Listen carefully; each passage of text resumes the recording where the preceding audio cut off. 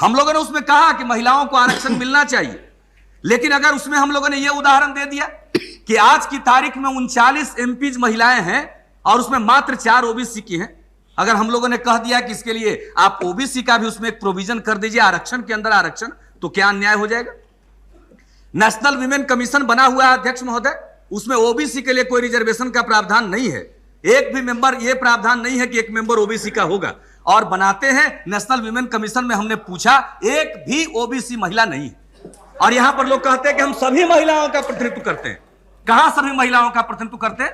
50% महिलाओं की आबादी है और 60% ओबीसी के लोग हैं, तो उसमें 50% में 60% जो ओबीसी की महिलाएं हैं उनके पक्ष में कोई बोल रहा है क्या?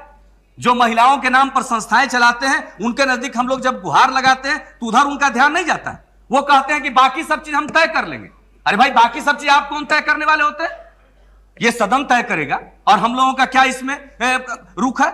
हम लोग कहते हैं कि महिलाओं के लिए आरक्षण हो, लेकिन अगर इसमें आप ओबीसी की व्यवस्था भी कर दे, लॉ मिनिस्ट्री की तरफ से नोट दिया गया कि बगैर पुरुषों का आरक्षण किए हुए या सामान्य रूप से वर्टिकल रिजर्वेशन दिए हुए यह संभव नहीं है।